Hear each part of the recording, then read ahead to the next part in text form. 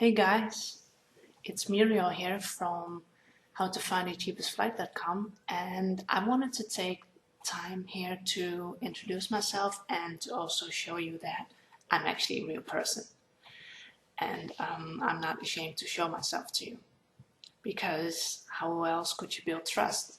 I mean, sure, I write about my personal experiences and all that, and I post pictures, but pictures could be edited in any way, and this right here is not edited at all.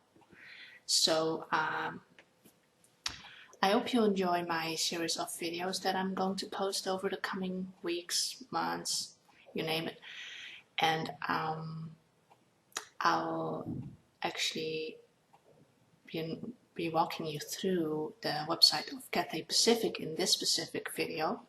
And if you prefer to read it in textual format, that's cool as well. You can find it right below this video. And I hope you enjoy your user experience here on my website. And if you have any suggestions whatsoever, please leave a comment below the post that you're reading, and I'll be back to you right away. Thanks. Hey guys, welcome to the walkthrough video of the website of Cathay Pacific. And what I want you to do in order for us to have a good start is to click on the link that I provided for you below the video. And you just open up any browser that you like to use.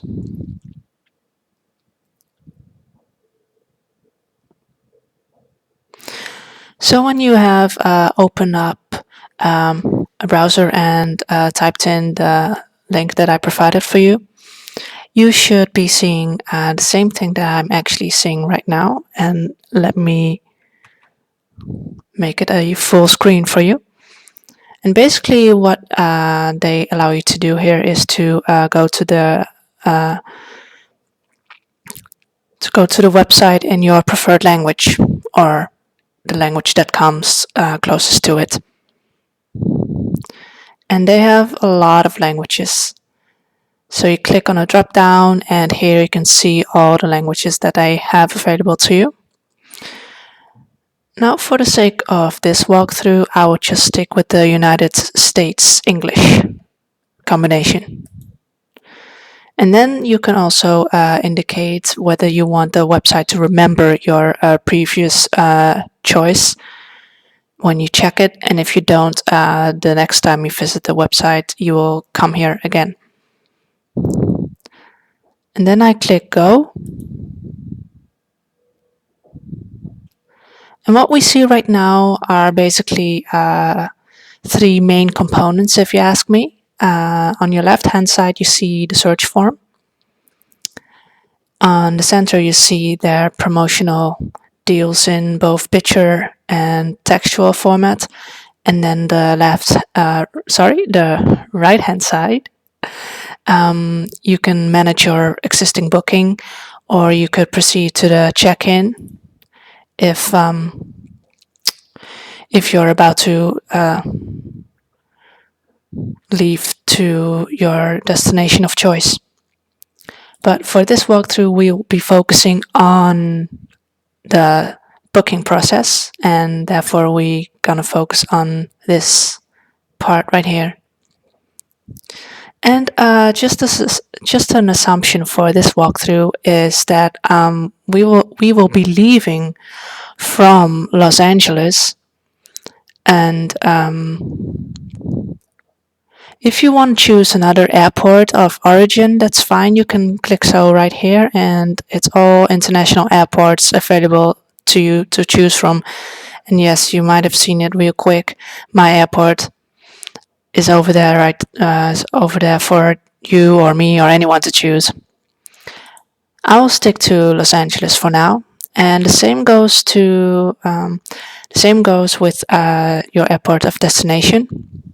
And the nice thing is that if you've been searching for destinations previously, they actually save that. So my recent search was Cebu, and it will save it for me. But if you're new, you could either select your airport of destination right here, and you can see that some of the airports have a Cathay Pacific flag with them, and I think that has something to do with Cathay Pacific being affiliated with them, or frequently flying to them, or flying to them directly. I'm not quite sure. It's just what I think. And for example, this airport in England does not have such an symbol to it. And you could select any of the airports through here. Or if you already know your destination airport, you just type it. And it will see like what you're searching for, and it will come up with suggestions. And right now it came up with Cebu here. We will be choosing a round trip for this walkthrough, and to be consistent with the textual format I provided for you, I will also pick November 13 as the date of departure, and I will pick November 27 as the return date. Then you could pick your preferred class of traveling. See economy, premium economy, which is basically common economy class but with more comforts, well, so they say, and very known business and first class. And then here you could say like, well, I want to bring me and like 5 others. And if you want to bring more than 6 people, it's best to contact them. You could contact them clicking here. And please ignore this message. And if you want to bring children, and children are children here when they are between the 2 years and 11 years old. And if you want to bring more than 5, you should contact the airline too, so they can accommodate you on it. And the same basically goes for little kids, babies. If you want to bring more than 2 babies, you should contact them, and they're very accommodating. I know this from personal experience. And for this walkthrough, I would just choose me because you will see why in a minute. Then in this situation, I will be choosing the flexible travel dates, which means dates 3 days prior to my desired departure date and 3 days after my desired departure date.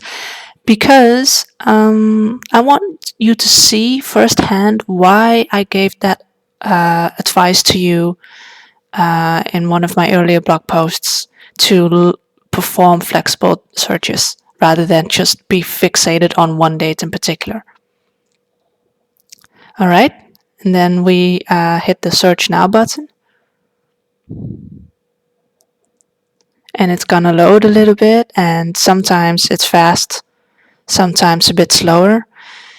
And I'm glad that the prices are still the same as the screenshots that I included in my textual format. So as you can see, I'm in luck, or we're in luck, that my desired date of departure and my desired date of return happen to be the combination with the most appealing price. So we can just keep this selected. But sometimes when you return one day later or earlier, the price will be significantly different in a good way. Or the same goes, of course, when you depart one day earlier or one day later. And you can really, really save a significant amount of dollars with it. So don't just ignore this fact. Anyway, if you want to change the dates altogether, you could do so right here. If you want to perform a brand new search, bringing more people or fewer people, then you could do so right here. So then we continue, and it's gonna load again. And basically there are like a few categories. and I will just basically sum up the biggest differences for you. The biggest difference is whether they charge a cancellation fee or not, whether you can use your frequent flyer program miles to upgrade your existing tickets within the economy class category, obviously, and whether you can pre-book your seat, and we will get to that in a minute. And when it comes to a stopover or a direct flight, all of the flights to Cebu have at least one stopover. And the most famous stopover is Hong Kong Airport. And basically, when it comes to the available flights for your category, every category has a specific amount of flights that you can choose from. Like I would want to pick this one. I've two departure times that I could choose and like one return. But for example, if I go to this category, all of a sudden I can pick 2 departure times and I can pick 2 return times. And if I'm more flexible and I wouldn't mind, I think, flying with another airline at least part of the flight, I think then I get to have 3 departure flights to choose from and 3 return flights. And yes, you could always pick the $4,532.80 just for the ability to cancel free of charge. But would you really want to pay $2,500 just for that? If the absolute max amount of money that they charge per ticket would be $100. But that's up to you. In my case, I prefer to just pick this category because we wanted to find the cheapest flight. And since they all have stopovers, so what would be the point? And a good thing to know is that this airline does not charge you a fee when you don't show up. Some airlines actually do or did. And of course, they always try to lure you to, do upgrade. And even here, you can change the dates if you want to. And suggestion I would want to make for selecting your time of departure would be to select this one, because the plane leaves at 10:30 p.m., which is like you have almost a whole day to get packed and go to the airport and proceed to the check-in and everything. And also, you arrive in Cebu fairly early on a day, and I know from personal experience that you can really enjoy the day. You could even have time to sleep and then decide to go exploring. But do notice that you arrive 2 days later, because that's what the +2 is standing for. And then the return flight, we only have one to choose from. It is a very nice time, I have to say, because you'll leave Cebu at 12:20 p.m. and you'll be home in Los Angeles at 1:15 p.m. Not a bad time. It's always better than 6. And then you see like the price per person and a little bit of explanation. And we'll hit continue. And then here you see the total price. And of course, this one should be multiplied by the amount of adults that you're bringing. And then, of course, there's like the amount of kids, the amount of babies that you're bringing. And you see like the flight numbers right here already. And of course, each flight comes with specific rules, and you can find out more about them by clicking on each of those. And any fare conditions that are applicable to this flight. In this case, the minimum stay, well, there's none, but there's definitely a maximum stay. So yeah, just keep this date in mind if you plan on staying in Cebu for quite a long time. If you want to pay later instead of directly, that's possible, but you have to do so within 24 hours. If you don't, they will release your seat. And you have to indicate that you want to pay later when you arrive on a payment page. Well, any miles that you could earn with this, and all the rules for your luggage, what you can bring and how heavy, and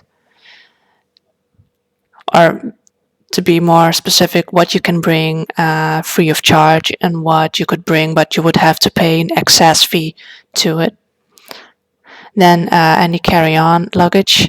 And for the people who've never flew before, a carry-on baggage is something that you can bring into the plane, like a small bag, and you could store it underneath your chair, or you could store it in the compartments above your chair. And a very good legend here to explain what all the abbreviations mean, and then any last advice that they have for you. And then here you have the opportunity to log in using your Marco Polo Club or Asia Miles number. Those are frequent flyer programs. More about that I will explain more about that in a future post. And you can definitely find that one in the Finding the Cheapest Flight for You category. For this example, we will continue as a guest.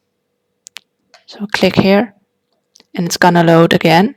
And then you have to fill out your passenger information, and even here you could indicate what frequent flyer program you're on and provide your number so they can check. And you could even choose your meal preference here, and it has all sorts of meals variations, so you can really pick the meal that's suitable for your situation. I really like that. And then we have advanced passenger information. When you click here, you get to this pop-up, and it basically allows you to provide travel document information. And apparently Americans have to provide two types of travel documents, and any residential address information and everything like that.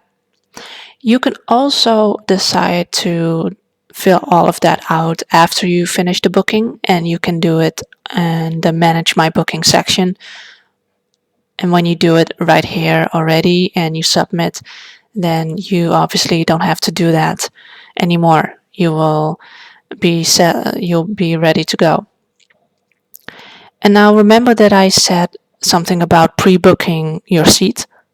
Well, when you picked a ticket that allows you to pre-book it, it basically says it allows you to select your preferred seat. Now let's just say that I want to select my preferred seat instead of the airline selecting it for me. I click here, and here we are, like all the cross images, like people have selected it already, and I could say I want to sit next to the window. I select it here, and there's my seat, and it says 63A right there. And when you cancel it, they will still select the seat for you. And when you say submit, they will remember that choice. And when you have to get your boarding pass or you print your boarding pass, 63A would be selected. And then, of course, it's important for them to be able to reach you in case there's an emergency or anything else. And I would suggest you to put in your phone number, because then you're free to switch hotels on a spontaneous impulse, and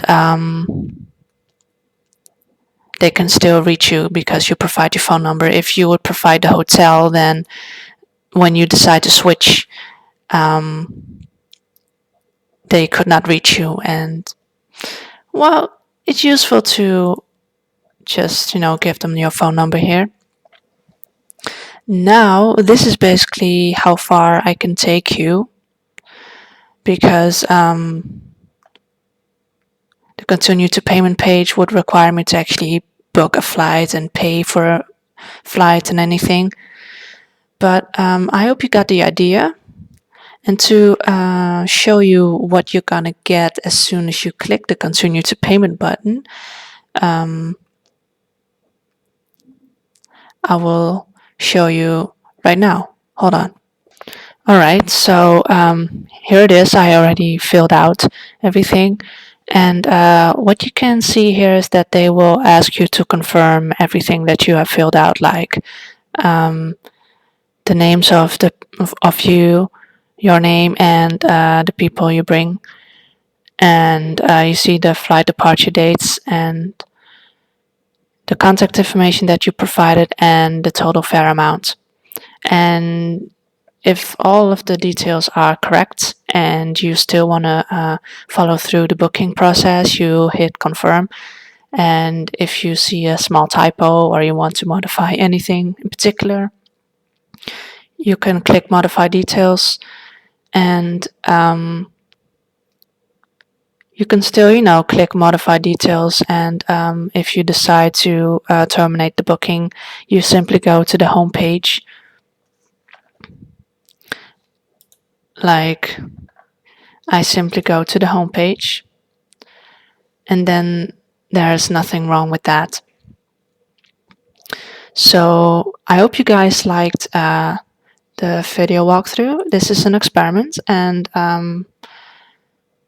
if you have any suggestions for me to improve your user experience in any way, please leave me a comment below this post and I will get back to you right away.